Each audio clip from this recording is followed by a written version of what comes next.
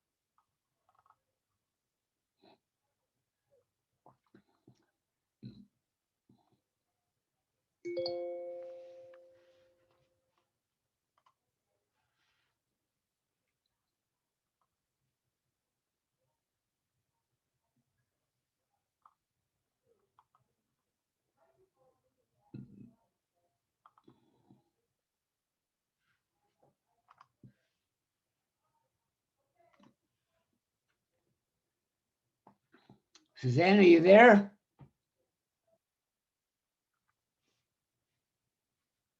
Eric, hi. There you are. You're muted. Suzanne, are you there? Can't hear her. There I we see are. you, Eric. Hey, Martin. Shabbat Shalom. Shabbat shalom. How are you? I can't see Suzanne. She's supposedly on, but I don't see her or hear her. I just see her name. Well, she just Who may knows? not have activated her video yet. Huh?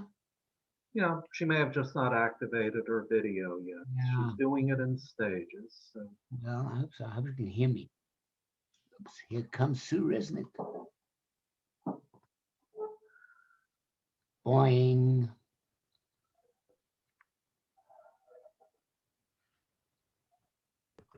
Hello, Eric. Well, hi. How you doing? Doing well. I'll be right back. Okay.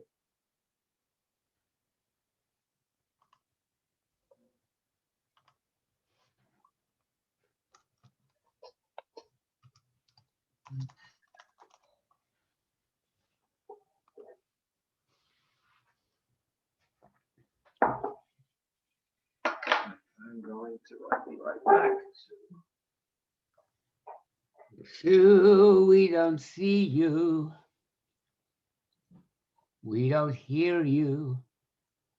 We don't know you. Suzanne Rickles, we see nothing. We don't hear you or see you.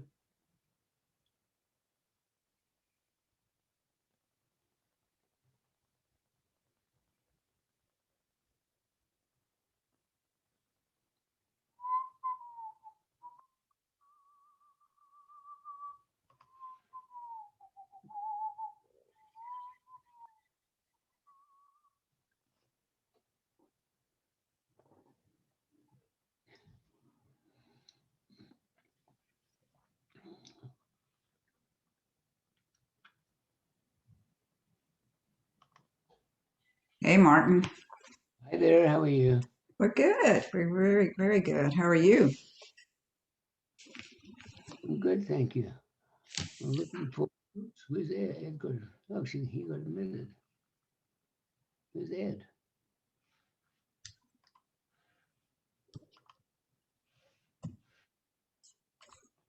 What happened to the people I'm trying to admit? Ah, there they are. Middle.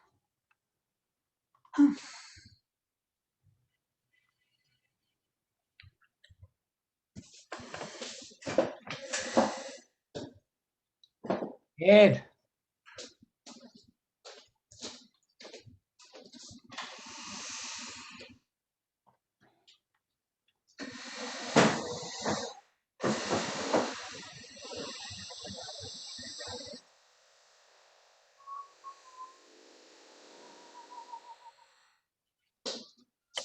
Martin, did you see this morning's service?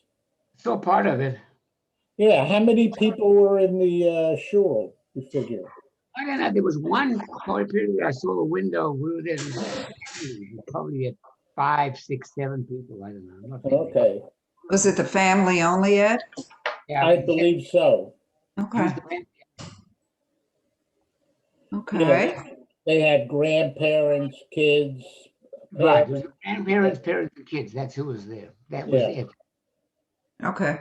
Hey, Ed, Well, is Steve Conaway going to send out a list of all the people who are in the lineup for next week? Not next week. We've got a couple more weeks. No, it's next. It's the 17th of April, isn't I it? thought it was May, the weekend of May 2nd or May 1st. Are we talking about men's club or Men's Club blood? Shabbat. Men's Club Shabbat. Yeah. I thought You it know was what? They're going to later. send out a list because last year we had a little bit of confusion. So it would be nice if he sent out the whole lineup. Yeah, But is he in charge or is Steve Rubin in charge? I No, believe it's either Steve Rubin or Steve Conaway. Steve Conaway is the one that solicited people. I'll give Steve a call because I finally got information from my daughter, and the bar mitzvah is going to be Friday night in my grandson in California. And they're starting Saturday at 10, which is 12 our time. It'll be over, but ours will be over by then. Yeah, ours will be over, so I didn't volunteer for anything. So if they need something done, that's why I'll call Steve tomorrow and let him know that if they need something, I could be available.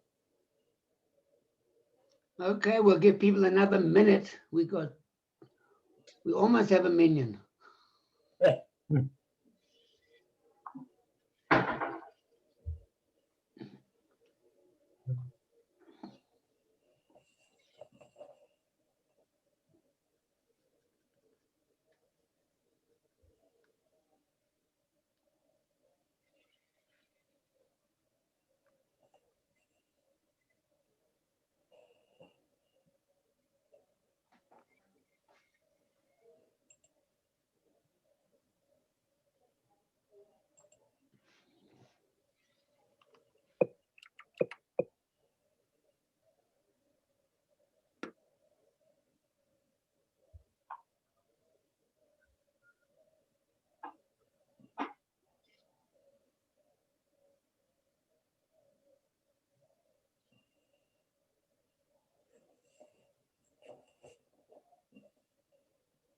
Debbie, are you talking to us? I'm afraid so. Okay, As I said, your mouth was and moving. everybody, my mouth was moving. That's something that happens to me.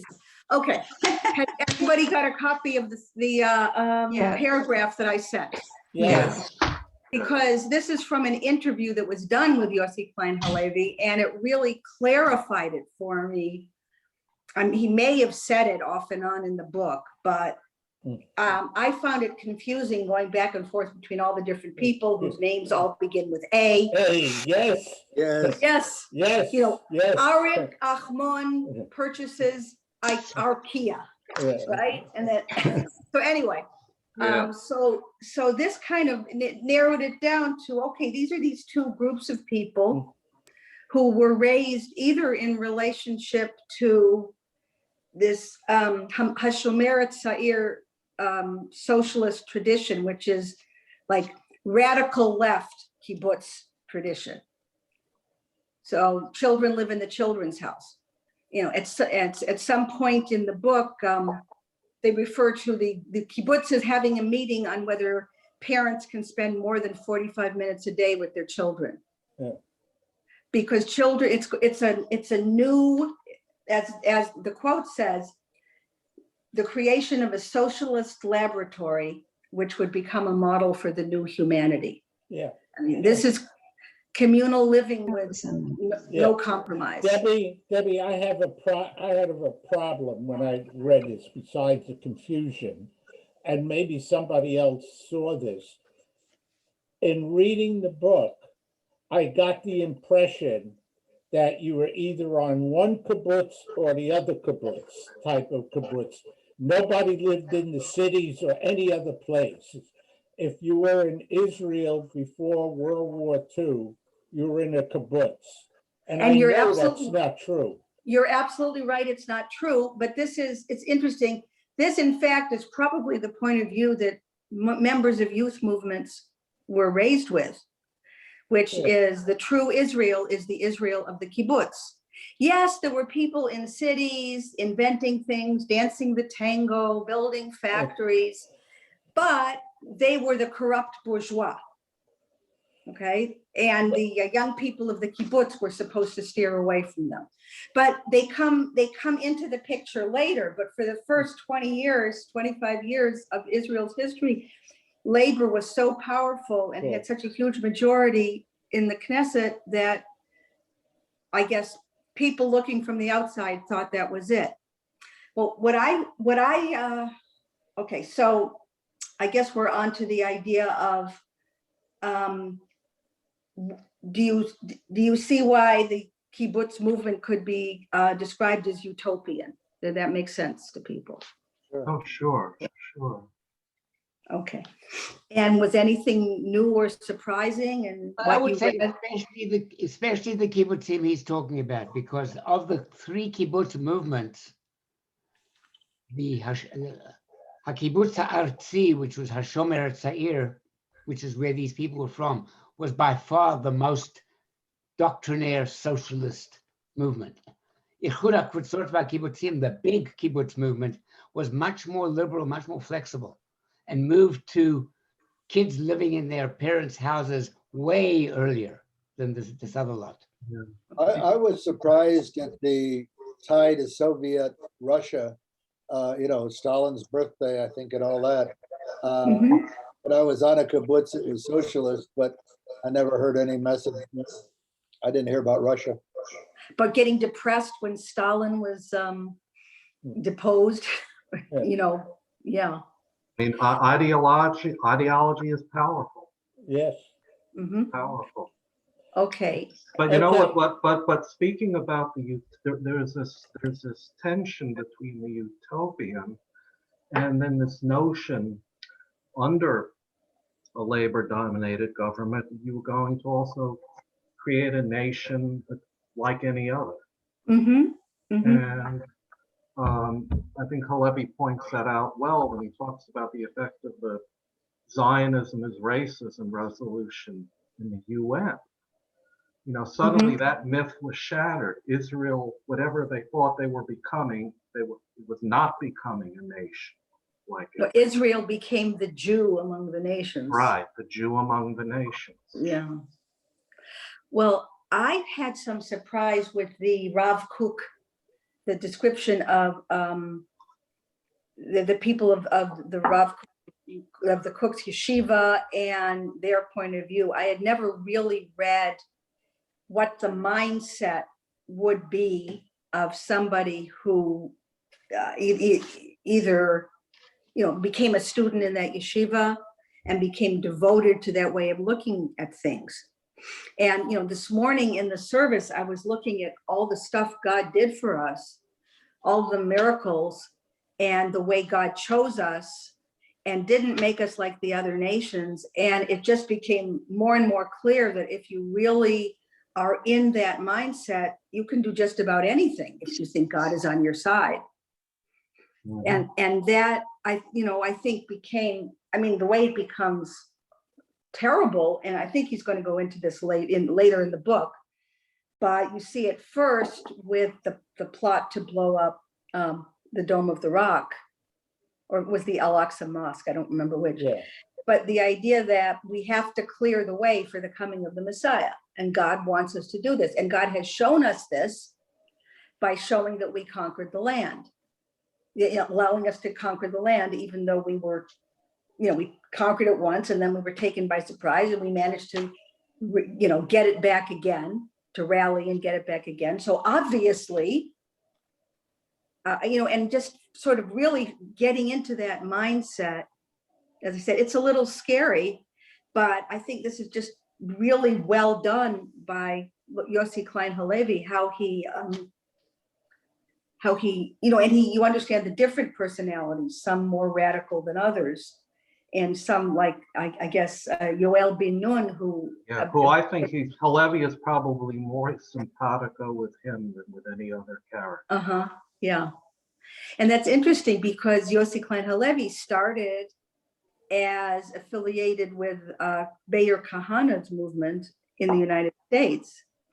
And in the actions to protesting the treatment of Soviet Jewry in the Soviet Union, I think he was involved in some kind of plan to put a bomb, to bomb the embassy in New York, the Soviet Union's embassy in New York. So there was a time when he was way to the right and way radical in that way.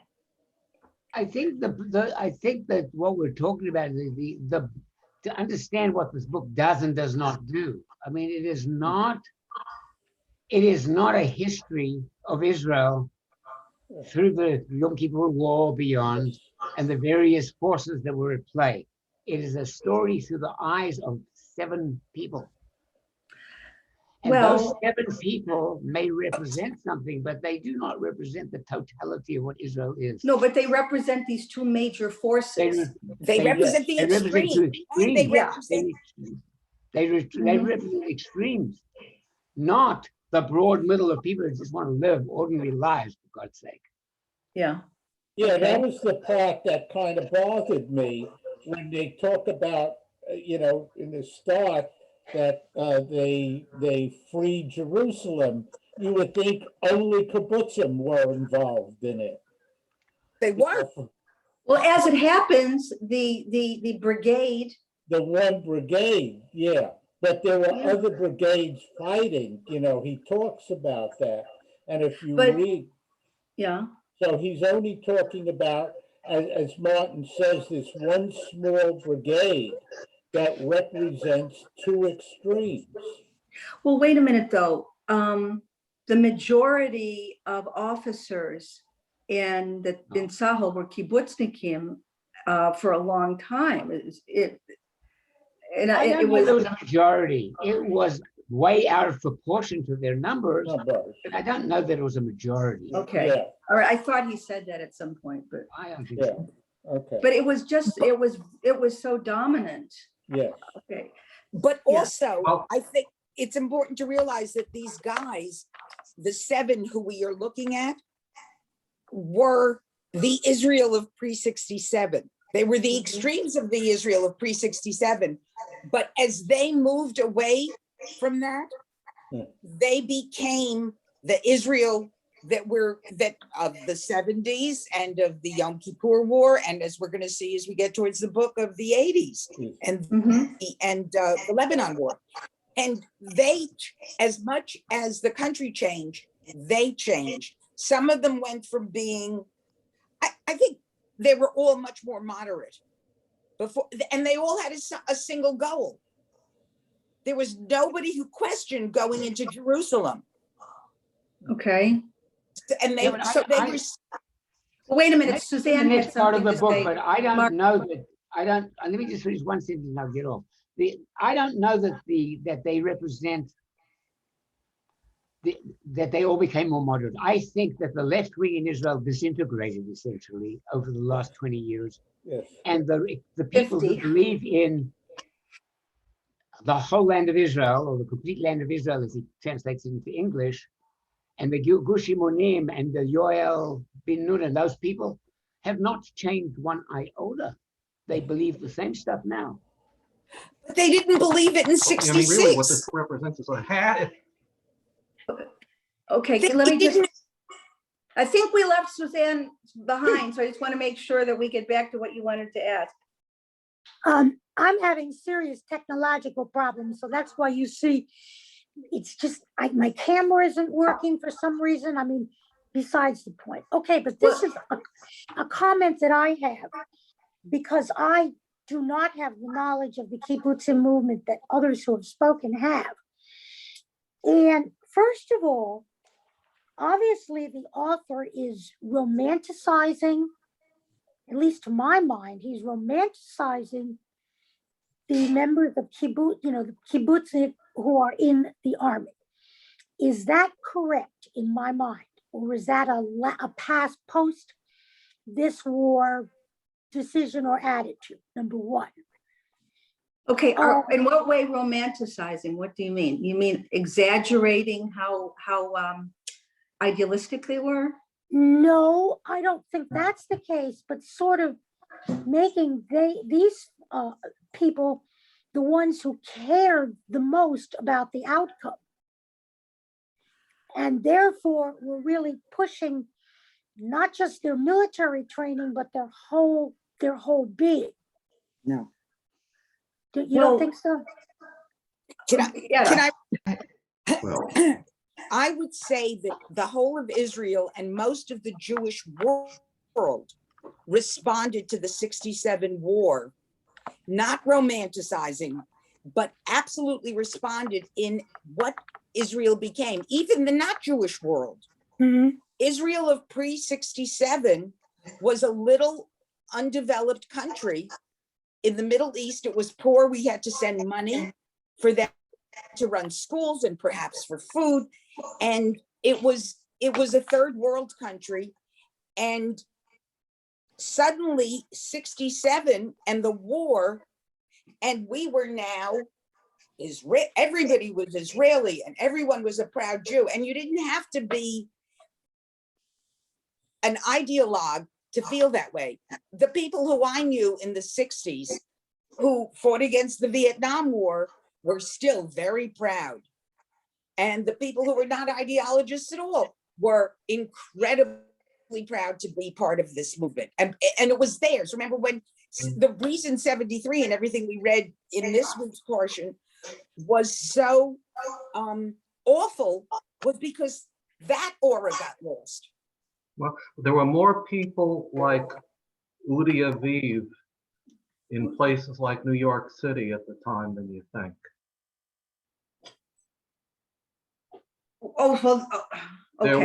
were a lot of, in New York, at least in the late 60s, there were a good number of non-Zionist and even anti-Zionist Jews. And Okay, but- basically, and it, you know, we don't hear about them now because their kids don't identify with the Jewish community, but they were there.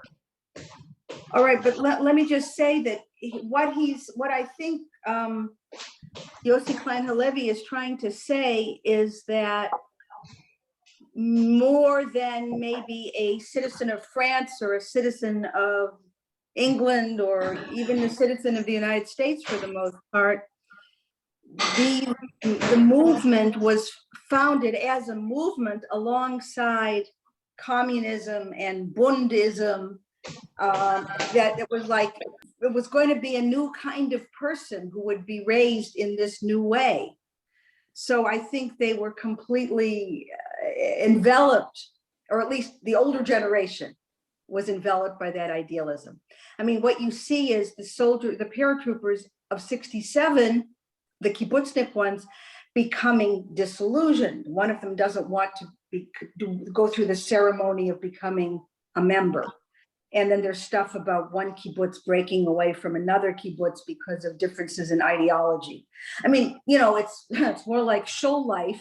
I mean, can you imagine like this? The city of Bel Air breaks into two parts because of very strong opinions about ideology, right? You know, doesn't happen. Do that all the time. Yeah, but so I think, yeah, they believed and they believed and they believed, I think, until the Yom Kippur, well, they had a little trouble digesting what happened and what they did during the 67 war. But when it came to the Yom Kippur War, that's when the disillusionment really set in on the left, but not on the right. Suzanne, also, it seems to me that you pick people who are interesting and who have points of view. You know, if you wanted to do a history of postmodernism and you picked me as one of the people, it would, my ideology would be, I don't know and I don't care. And that was something that did strike me, because I find elements of fact and fiction obviously mixed in this. This particular book is kind of a combination of both, which is becoming more common. But Suzanne, I don't think that's true. what He do you did mean? hours and hours and hours of interviews and hundreds of hours in archives.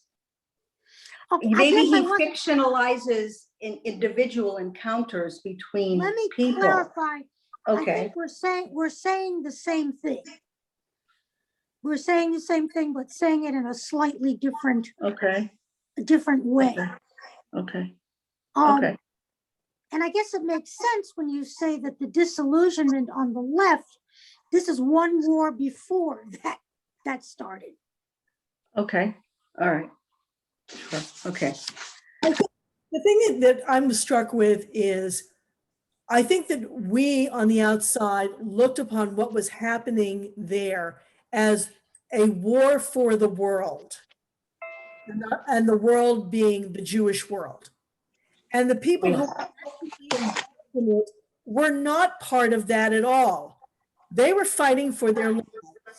And then I think that the disillusion comes from the idea that the outside, the part of the world that was not participating is is taking this to a level and to a place that these people are not part of.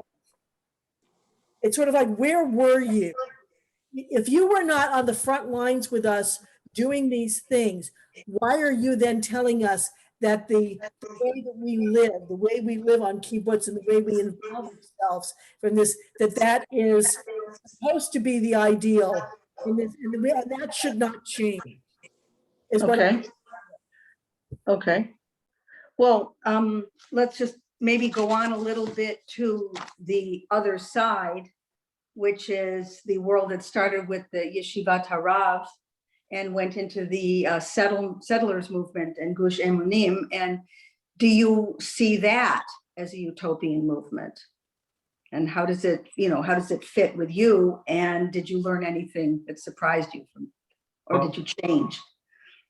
Yeah, actually, how revolutionary Cookian Judaism was, really. Yeah. Like, for example, there were it seemed to be instances with Rabbi Tzvi Yehuda Kook and one other rabbi where they seemed to believe in the resumption of prophecy. Well, he himself, I mean, the way Yoel bin Nun heard him speaking sounded like prophecy. No, but I mean, when he asked about it came, he said it came from God at one point. Okay. Where he said, where he said, and in the way that Ben Nur would, because he was in the land, he seemed to move away from the Talmud and emphasized the Torah. Mm-hmm. 5 books of Moses. Yeah. Where he drew his lessons and his thought and his yeah. There's a big difference. I was struck by the big difference between Tzvi Yehuda Kook and his father, because his father, Rav Kook, was widely regarded by secular Jews in Israel as being the rabbi that they could relate to, right? And yet his son became very much radical in comparison to his father. Well, the That's older not an uncommon thing. That's not an uncommon thing. Oh, Franklin. But the older Rav Kook saw, he loved the pioneers, not because he loved their lifestyle, but because he believed that their movement was necessary as part of bringing the Messiah. Instruments of God. Yeah, so that in that sense, he was devoted to them, he was open to them, he was friendly to them, and they were sort of like the precursors or the heralds or something.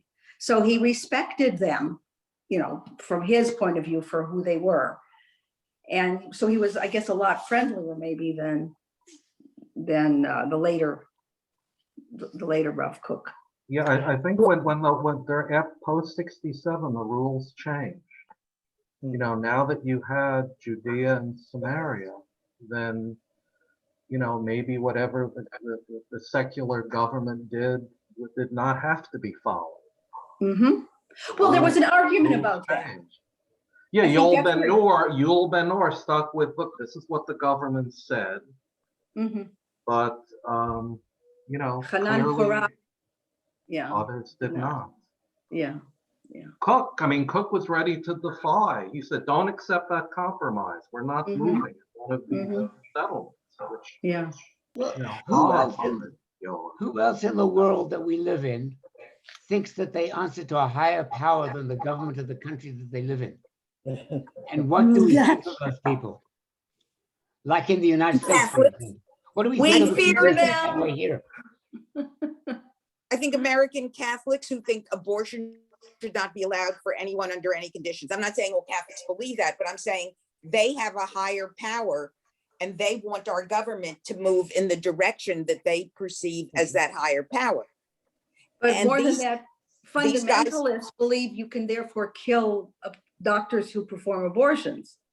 I don't think Catholics are doing, Okay. Catholics aren't the radicals on abortion. That's what I'm saying, but there are people who, Okay, But the so in point is, other words, people we're are- very unfriendly to that here in the United States. And I'm saying it's the first reading of it, which had I'm not saying I related to it, but I was less, repelled by it than in the past. It made it something that was believed by real people, sort of. Yeah. Yeah, but Yeah, I think look, for me- I have a different take on it. People who believe that God talks to them and that they're doing what God wants them to do and God is on their side scare the hell out of me. I don't care whether they're Yeah, Jewish, yeah. evangelical As well, Christians, they should. Muslims, whatever religion they get that from, they scare the hell out of me, and I don't care what religion it is. I agree with you, Martin. And honestly, I had read this book years ago. I read it again, and while um, I admire the passion and endurance of these people, but I found, and Debbie, you used this word, I found it frightening that they were looking strictly at Torah and God's promise, as well as what happened in the 6-Day War, as a sign that they could do this. Martin, I'm with you. It no matter what group, that I find it very frightening. Yeah, but on the other hand, I think by reading this, it made me a little more aware of what they're feeling. Doesn't mean I agree with them. I think it's horrible, but it makes me more aware of where they're coming from, which I had not realized how passionate they were. And to read some of the stuff. I think now that, it's been so many years. Yeah, I read this a long time ago, read it again. And it's been so many years that, so much has happened since Yitzhak Rabin was assassinated and the whole world. And it just really reminds me, because I have cousins that I love and are close to that live on the West Bank. And now, so many people are living in what we now call occupied territories for the last, 60 years almost. Kind of thinking that it's just another part of Israel to live in. And so part of it's the zealotry that I agree, Martin, with you, it, still scares me. But part of it is people have just gotten used to the idea that, we're tired of being hit by Katyusha rockets. We're tired of this, we're tired of that. And we just want to do this. I was part of a Garim that moved into non-occupied territory for a while. And, and then some of the children of our generation who are now adults have, that began off, the idealism that we had as a Moshav Shatufi, that everybody, was going to be equal and that kind of idea, and then peace now. And, and now people are just living wherever they want to live with the idea that it's just going to be a perpetual conflict. And they live where they live because not so much ideology anymore, just because, it's cheaper housing or it's this or it's that. And so, I think in Israel, we've become a mostly, I'm not discounting the settlers, but a mostly, secular country that lives in materialism now. But I agree with you, Martin. There's still some people that I know very well who are, still thinking this is God's promise to us and our land, no matter where it is. Yeah, and that Doesn't is that scary. I don't know who is, Martin, can you go see what's banging on the door? Which door? Our door? It's the front door and it's some guy. No, in it's a- my door. It's a city uniform. Like a construction worker uniform. Okay, so it's hard from where we are now not to see like the whole thing and, trying to stick to this part of the book, which I was trying to do.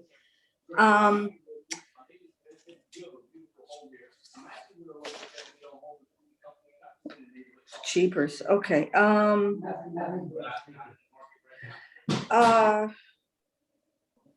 Okay, my next question was about the chaos at the time of the attack. And when Martin gets back to his chair, I'm gonna ask him to talk a little bit, because he was there at the time. I don't know, was anybody else in Israel on that Yom Kippur? But anyway, I will read the description of the command post. It says, the cubicle-like rooms and narrow hallways were crowded with shouting officers, exhausted assistants, retired generals hoping to be useful, too much cigarette smoke, like a nest of nervous ants. This was the IDF at war. And then the next part of it was, a similar atmosphere at the headquarters of the Southern Command. Officers crowded around a map of Sinai, papers were strewn on the floor, radio operators shouted over each other to be heard. Dayan was here yesterday. His face was as white as that paper. So this is kind of appalling. I think less appalling now because we lived through the attack and the aftermath, but compared to how we felt about Israel in 67, just, how the heck did this happen is certainly was very upsetting to me, because we were supposed to be not just like a very strong army, but we were supposed to be like really smart about it. And that's pretty upsetting. And those descriptions kind of brought that home to me. Did anyone else react to those in particular? Yeah, That's I the lived end. there. I lived there. I was a student at Hebrew University then, and we didn't really realize at all for why this war was lasting so long, and the chaos. And we made sandwiches for all the hitchhiking soldiers and my cousins that were in the army. I mean, it's just like what happened? And afterwards there was this big backlash about Golda Meir and all the representatives, were they living in just denial land? And I don't know if any of y'all have seen the play and the movie, her biography, and read her book. There's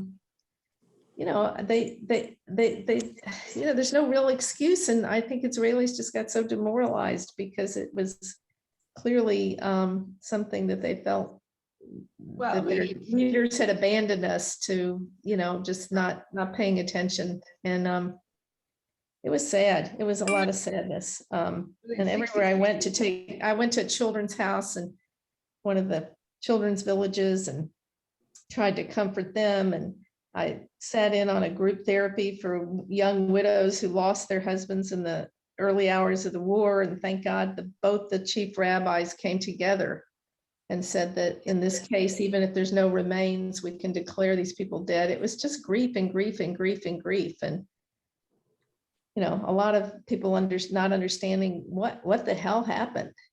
Why they let us down like this? I mean, clearly they had information.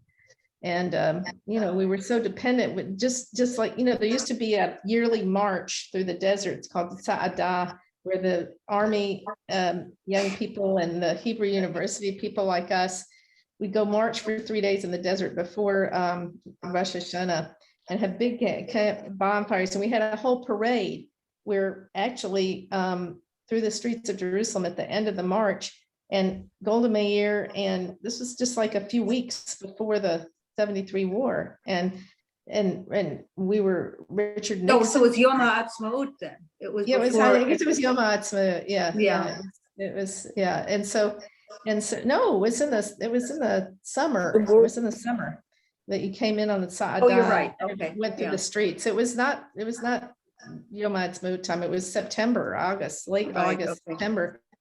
And and here was Golda Meir on the balcony with Richard Nixon came, and it was right before Watergate started, and we thought we were living in the land of the Messiah almost. Everybody was so joyful and everything was going so beautifully, and this is just like a betrayal of everything that we thought we could trust. So people were just in mourning, and it's terrible. One of my roommates lost, her boyfriend was one of the 4 taken prisoner in Syria, and we never really had those, at least we knew, 48 war, we really never had all those prisoners taken. And so those were families that were just, devastated. So it's just sad. Yeah. And we didn't know what was going on. Nobody knew what was going on because the radio certainly wasn't telling us what was going on.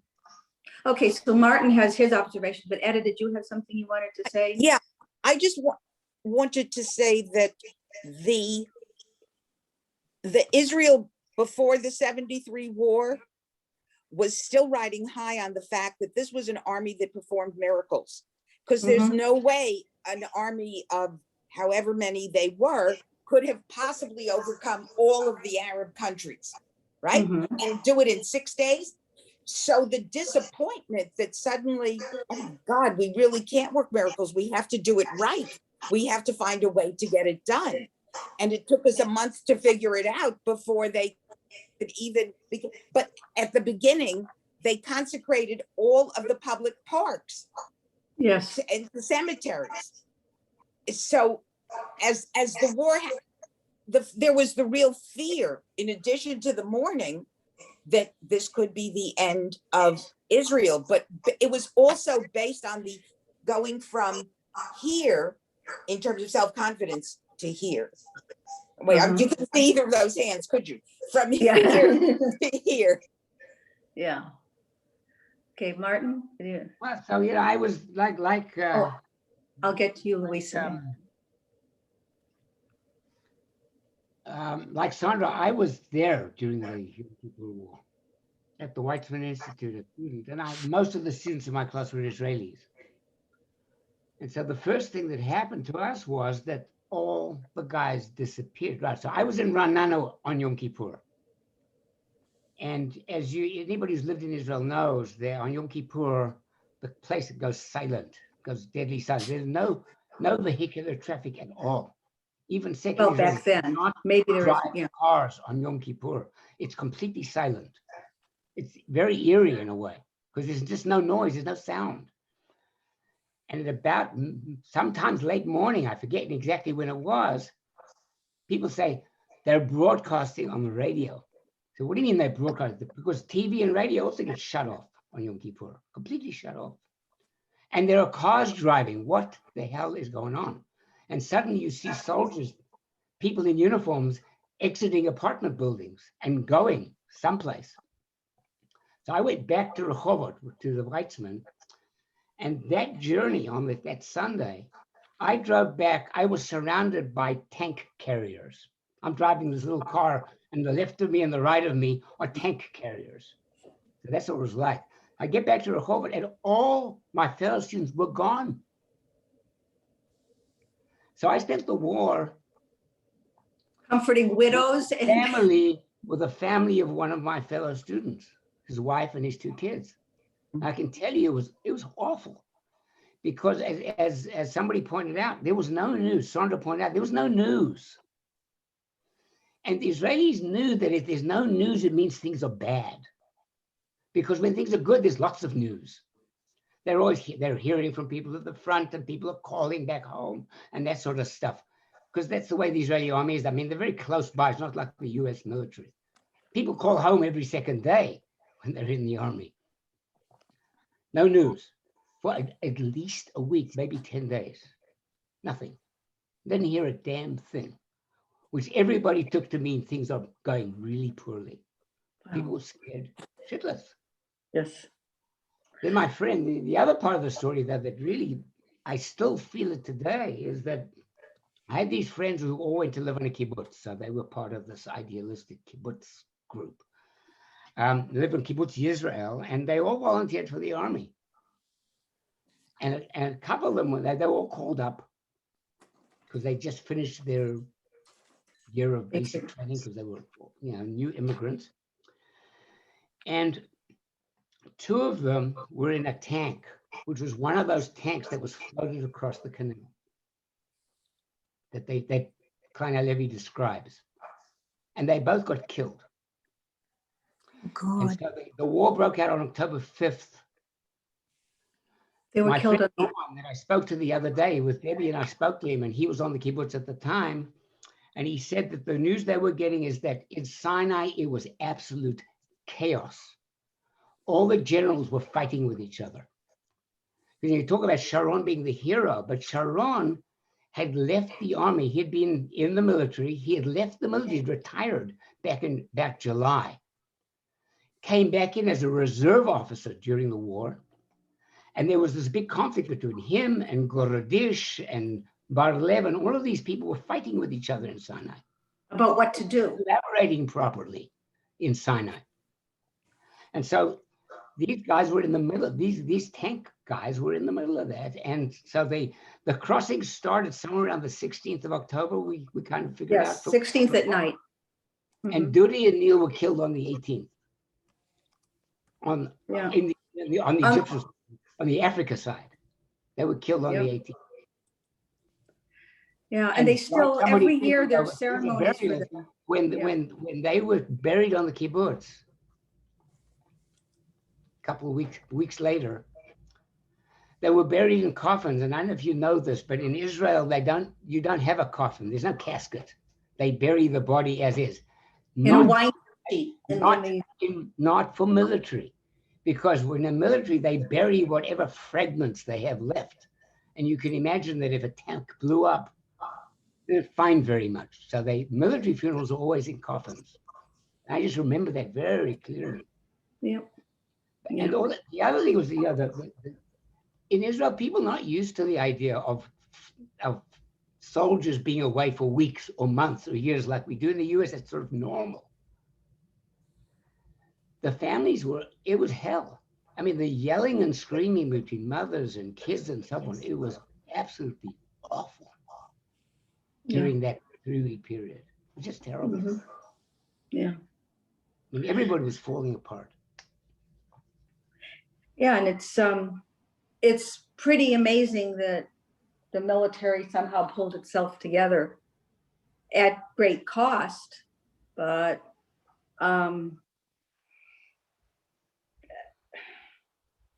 pulled itself together. I wanted to mention one thing. This is also from the interview with Yossi Klein Halevi. He started out with the paratroopers who liberated the Temple Mount. And he started out with Arik Achwan. And he asked him in their initial interview about his career, and Arik Achwan happened to mention, and yes, also I was in command of the crossing of the Suez Canal. And Yossi Klein Halevi's, what?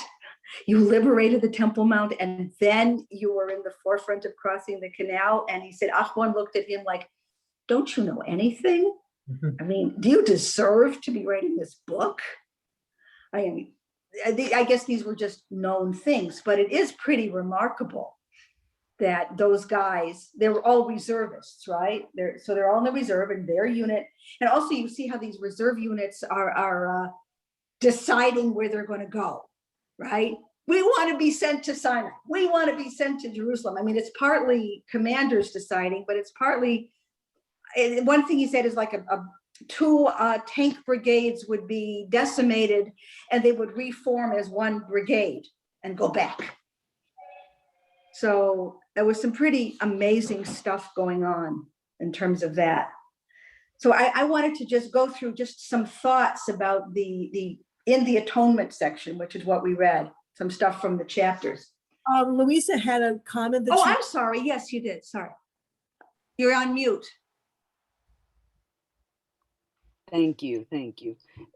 No, I am struck by the perspective between the Israelis inside and the Jews outside to these events. And in connection with the two wars, to me, it seems as if those of us who are outside, we're always thinking about whatever Israeli war is taking place as a barometer of what is happening to the Jewish people. Are we going to be able to survive, or are we not going to be able to survive?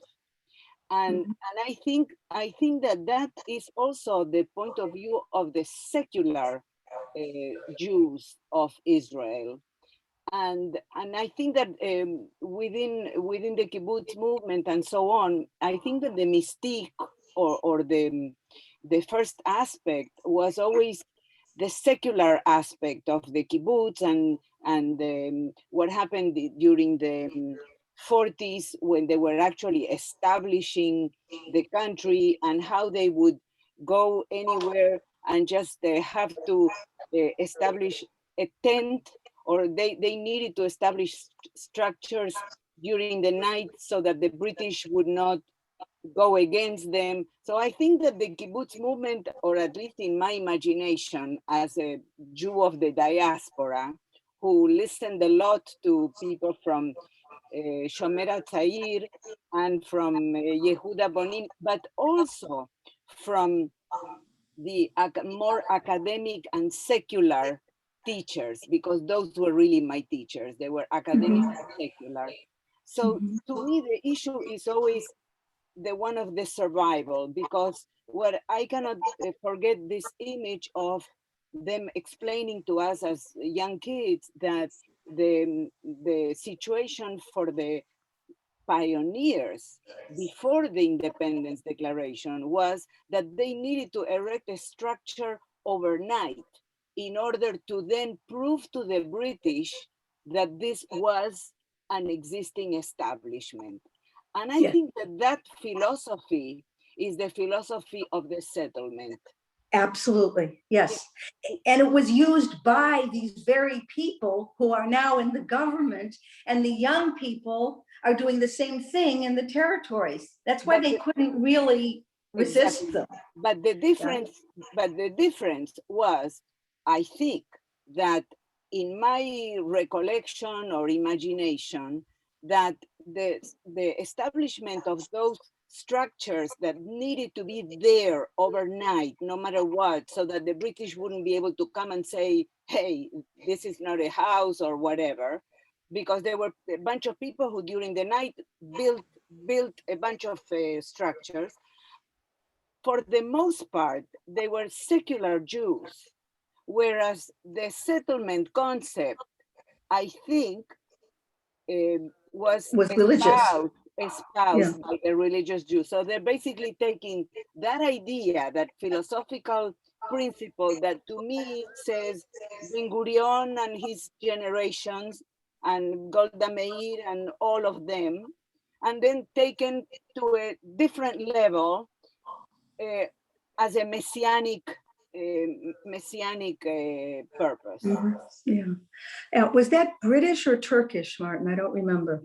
Based on Turkish law. Turkish law had called tower and stockade. If you had a building in a place, tower and a wall could not be taken down. So they go at night and they build a wall and a tower, and that would establish their presence. That's based on Turkish land law, which still applies in Israel today. They use Turkish land law.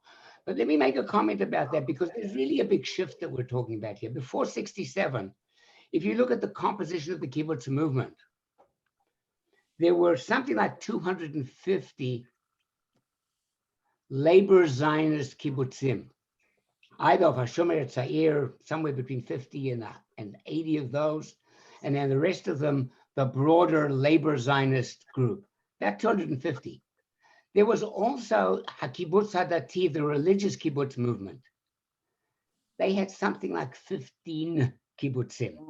So before 67 and before the state was created, settlement, kibbutzim, being on the land was driven 90% by secular people.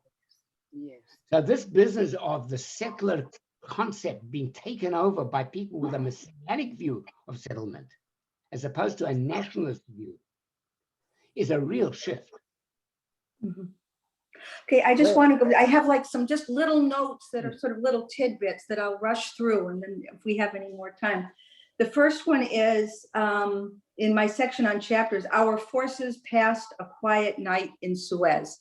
This is from the chapter when the war is the aftermath of the war, but the reservists are still sitting at the front. And they were sitting at the front also in the Golan in Syria. I remember people sending parkas.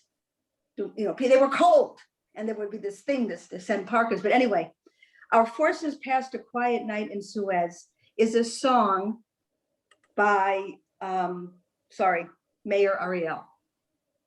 And that phrase, well, when I got to Israel, which was in 69, there was this phrase, Kol mitosenu chazru b'shalom. And you would hear it again and again. All of our airplanes returned in safety, our airplanes. Or somebody would remark, Hargulanu echad Bagolan. They killed of us one. So, and the news would go on the bus. Everybody would shut up, beep, beep, beep, beep, in the news. So this Kochoteno Avru Laila Shaket B'Suez, that's one of those things, like Kol Metosenu Chazru B'Shalom. And it kind of just calls up this whole feeling also that it's going on and on and on. Because the thing with the airplanes was doing the war of attrition, which went on and on. This is reserve duty going on and on. Okay. All right. So the other thing, End of the Orange Season, that was such a great song. And this is Meir Ariel's sort of secular period, because I was talking to Sue and Etta, and it's sort of like, it's about all these girls that this young guy is courting. And each verse is another girl, so-and-so from America, so-and-so from France, so-and-so from Sweden. It's sort of like Mambo number 5, only okay. So at that point, Israel, I mean, there was a sort of a playfulness and a joyfulness. But there are other songs of Meir Ariel, and the last thing on your page is a link to a number of his songs. Unfortunately, not the Orange Season one, but the Our Forces Past a Quiet Night in Suez is there. Okay, what else did I want to say? Begin's speech on Jewish unity. This is where, Ed, what you said about all the other people that nobody knew anything about suddenly popped up. Sephardim, city people, manufacturers, okay, capitalists, suddenly they were there. So in that chapter, there's Begin is making a speech. It's part of his second campaign to be reelected. And the labor movement had a rally the night before. Labor is still very big, okay? Even though Begin has been in for, I don't know, 2 years, I don't remember. 77, since 77. Right, and this is 81. Right, okay, 4 years. And he makes this speech, and we heard this speech in the Begin Museum. And I cannot tell you how dynamic and passionate and profound it was listening to this speech in Hebrew. So what happens in the speech is the labor movement guys at their rally had referred contemptuously to all the chachchachim who aren't here at our rally, and we know they're at the other rally, all right? So Begin is decrying this way of speaking. Chachchachim was a derogatory term for the youth of Sephardic families who were regarded as second rate, right? Second class. They had this lousy word for them. Yeah, like hoodlums or ghetto people or something like that. Anyway, so what Begin said is, he mentioned these two people, and in the speech he mentions them by name. And the people there are two people, Barazani and, sorry, I'm finding this quickly, Barazani and Mayor Feinstein. And in 1947, they were both captured by the British for certain illegal activities against the British Army. They were members of Lehi and the Irgun, the more radical Jewish movements. And they're in prison in the Jerusalem Russian compound. And on the day before their execution, they put together an improvised, a grenade is smuggled into them. And they put their arms around each other and detonate the grenade. Wow. And what Begin is screaming about is Barzani a Chachchach? Is Barzani an Iraqi? Barzani is a Jew. Is Feinstein an Ashkenazi? No, Feinstein is a Jew. Jews. And you see this sort of like the return of, yes, there are people who are Sephardi, and yes, there are like just sort of ordinary people who are religious, and they're tired of being treated with contempt by labor. So I didn't know who Barzani and Feinstein were until I looked them up afterwards. But everybody in that rally knew, and the rally, remember, is in 81. This happened in 47. But he's saying these two people from the different sides put their arms around each other and died instead of being allowing themselves to be executed by the British. So, I mean, this was a profound change in orientation that people rallied behind. So you've got, the kibbutzim and the labor movement are sort of wandering around with long faces because they cannot believe that not only was Begin elected, but now he was reelected. What has happened? And yet the other side, the Likud, was full of this joy and this feeling of acceptance, because Begin was always like that. He was always like, you're a Jew. I don't care where you came from. That does, and there are jokes about labor politicians, like, a labor politician is given an aliyah in a synagogue in America, and the gabbai says to him, Mayor Ben, like, okay, what's your father's name? And the guy does not know what the heck he's talking about. He says, Ben Chamishim v'chamesh. You're asking how old I am, right? Had no idea what happens in a synagogue at all. So that was what the people in power were. And so Begin, it wasn't just capitalism, and it wasn't just the right wing. It was like bringing Judaism back into the fold. So that was the last profound thing I wanted to share with you all. We used to call them the Hebrew-speaking heathens. Oh, really? Okay. The Labor Party people? The secular Jews on the kibbutz. Secular Jews. Oh, okay. That's interesting. Okay. How did you think, I'm interested in hearing, Okay, I'm sorry, yeah. I got on late. How did other people think the ending of the book was, in the last 2 chapters or so? Not there yet. Oh, you mean the end of the book or the end of the section? Well, the end of the atonement section, which is the end of the book, the last few chapters. No, the end of the book, we have parts another 4 and third. 5 to read still. Okay. Okay, Louisa?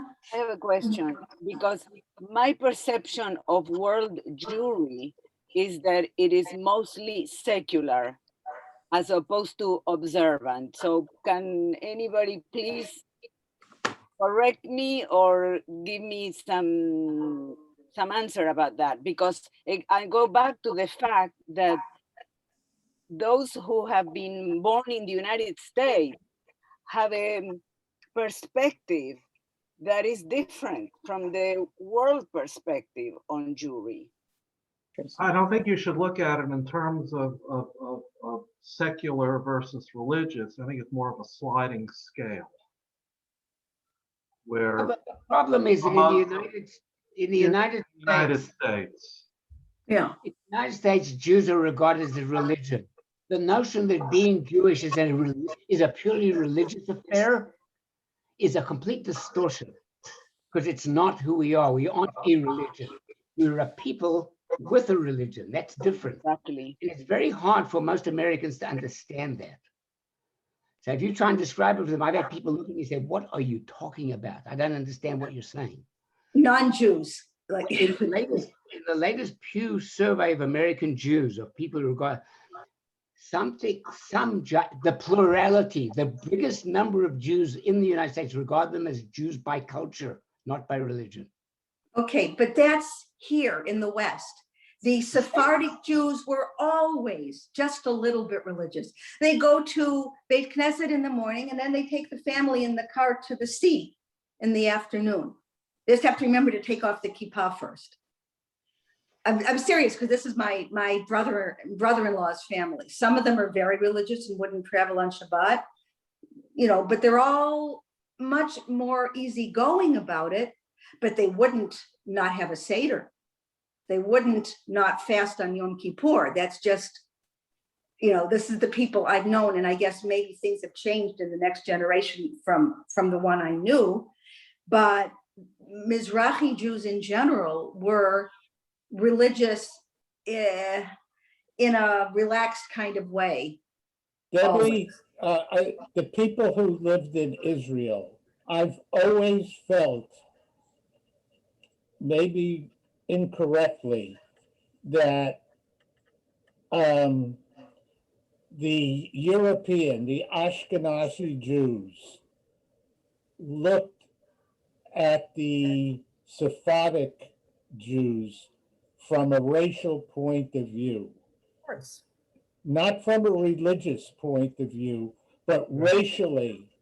They, you know, I lived in an Italian neighborhood, and the Northern Italians used the N-word for the Italians that Sicilians. lived in Sicily. Yeah. And I'm wondering, I always felt that this is what the Ashkenazis felt the um, about the Sephardic. Well, And well, everything I well, read in the let me- book seems to say that. Okay, well, let me say something. My cousin who grew up as an Ashkenazi young Judea kid here in Texas, moved to Israel, married a fifth generation Yemenite who had been, they walked there basically during the last century by boat. And, was considered to be a very, and he, was just considered to be a very interracial kind of marriage. A mixed marriage, yeah. Yeah, a mixed marriage in that sense. And, but I think that, when you look at the children who are, now she has grandchildren, great grandchildren, they've had, out of all the children they had, they've all kept, what we would call modern Orthodox in this country. But many of them live in established schools and all kinds of different wonderful things outside the in the territories. Not that they're zealots and they didn't move there because they were zealots per se, the next generation. Their parents, were proud of them in a sense, but they also, of course, they realized the price of living there. They all had American connections. They were all American citizens. They could have moved back here. They sent them a shlichim because they could understand English.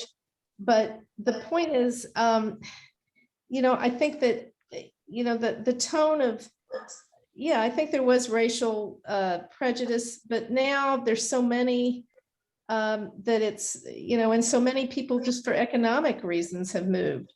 And, they're more worried about what to do about the Sudanese and the Africans who have fled there, and the Thai workers and people like that, because they're lived there, they're not citizens.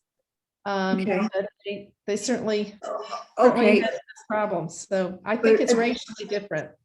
but addressing the period that we're talking about, and I'm sorry, Eric, you have something to say? No, just if you want to watch something kind of amusing about this, season 3 of Stessel basically has basically a shidduch between this Haredi Of this season. this season It's great. Orthodox family with basically a Haredi Algerian family. So it's worth.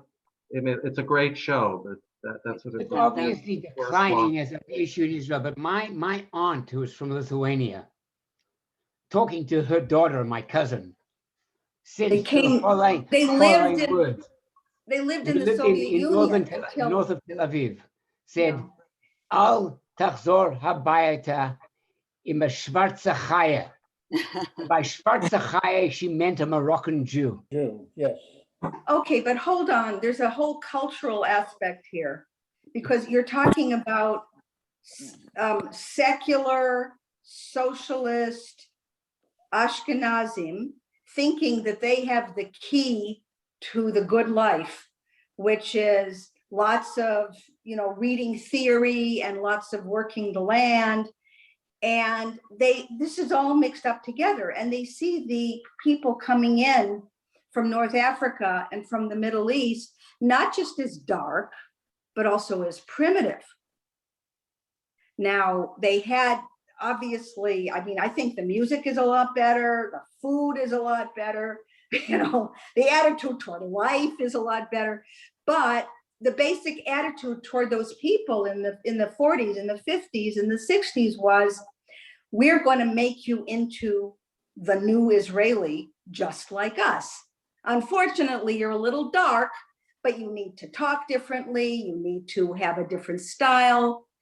And if you can do all those things, then you'll be acceptable. So I guess what I'm saying, there was a combination of race and culture there, at least at first. And education, and like you said, philosophy. I'm not saying every Jew from Eastern Europe was, educated, university, but, there was this sense that, and especially how they were about women, So. Oh, you mean they came over with several wives?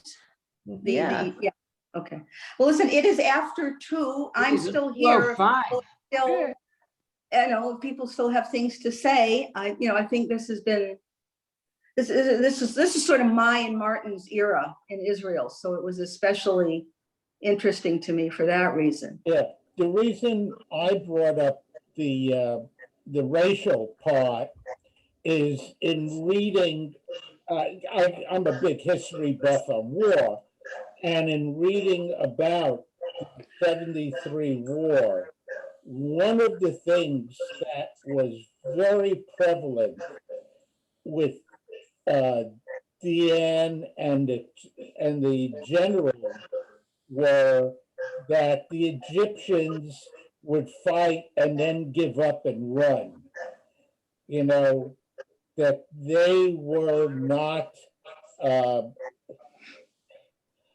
they were the Arabs, and that's why I mentioned, the Moroccan. The Arabs weren't really ready to fight, even though they had this big army. And so there was a big feeling of what I would call arrogance, that they would not fight, even if they did attack. They had this bar level line in the Sinai that they felt could be taken care of, and they could then, if they attacked, the Air Force, which was golden at that time, would take care of it. And they did not take into account all the new weaponry that the Russians had given them that wiped out the airplanes in the first 2 days. And they couldn't get close to the basically to the Nile. I mean, that was part of the problem. I mean, during the whole first set of from this whole set of what was going on, if you remember, an Egyptian PT boat wiped out their battleship. The Israelis were so arrogant, they did not take into account that the Egyptians had new modern weapons, and the Russians had told them how to keep it. And part of that, I think, was racial. These are Arabs.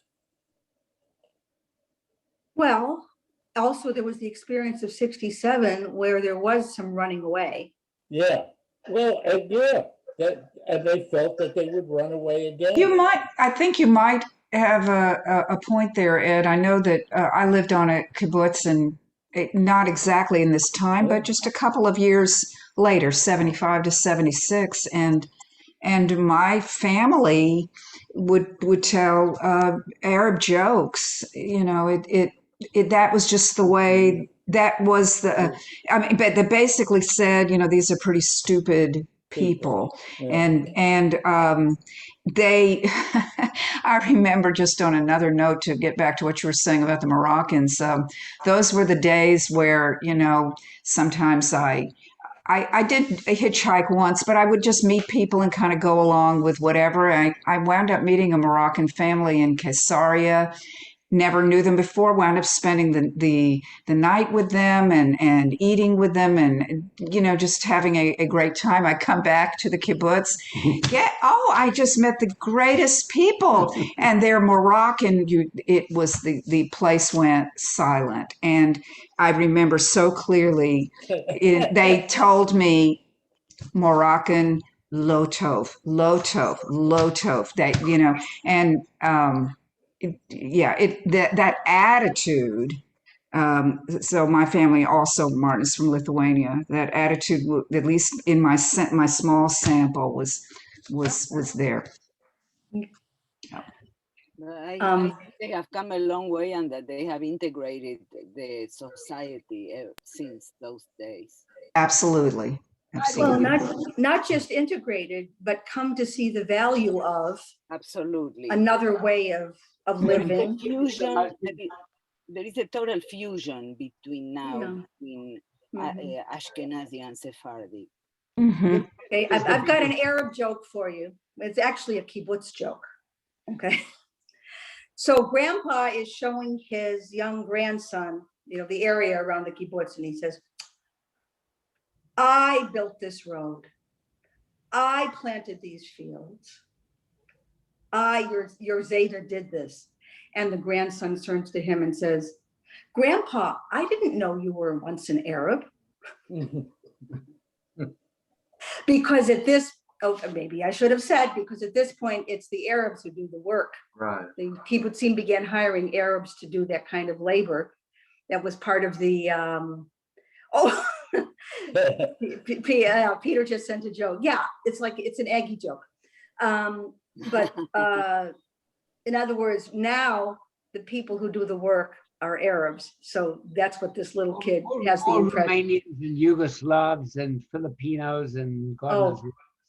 All right, okay. But And but a lot of Sudanese refugees.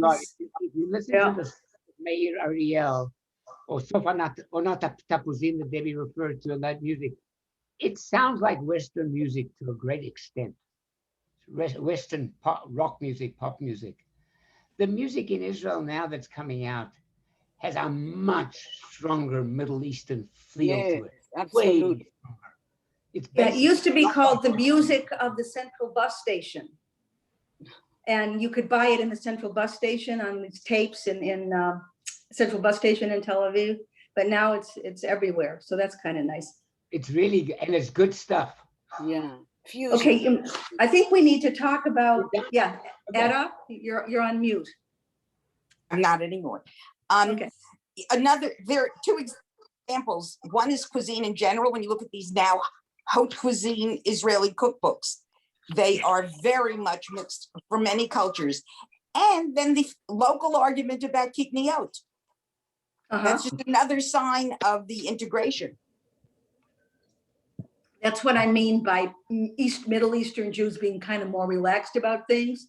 Which is They why haven't the proliferated with the peanuts and the mustard and they don't worry about that. OU does not accept Israeli kosher for Pesach labeling for that reason. Okay. Do we need to talk about next time? I'll do next time. Okay, next month, we are concluding Like Dreamers. Yay. So we're going to read parts 4 and 5. So that will end that. In June, we have a new book. Our new book is going to be Dangerous Religious Ideas, The Deep Roots of Self-Critical Faith in Judaism, Christianity, and Islam by Rachel Mikva, who will be talking about the book on April 20th. And I will send everybody the links to that. We're going to be able to do that book in 2 parts. So that'll take us to June and July. And then in August, we can do as a one-off the novel, The Last Interview by Eshkol Nevo. And that's a proposal. We have some other books that came up with 4 votes on each on those, but I don't think we had a quorum. And it's our fault. So anyway, that's I will send that information around unless there's any objections, so that this will give you everybody plenty of lead time to get the next books. Okay. Sue, say the name again, please, of the first book that we're doing in June and July. Can you say that again, please? I'm going to put it in the chat. Okay. Okay. And also, It's in the chat. if you come on late to a chat, sometimes it's not there. Oh, okay. So here it is. Okay. And Okay, yeah, I thought that was it. Okay, I just want to make sure I had the right one. Yeah. Thank you. So she is talking, I think it's a JTS sponsored. it is. discussion. Yeah, And I don't think that you have to, I don't think it's a paid one. No, I it's think- not. No. I think it's a free one from this, so, but I think that you still have to sign up in advance. So Yeah. just so you all know about that.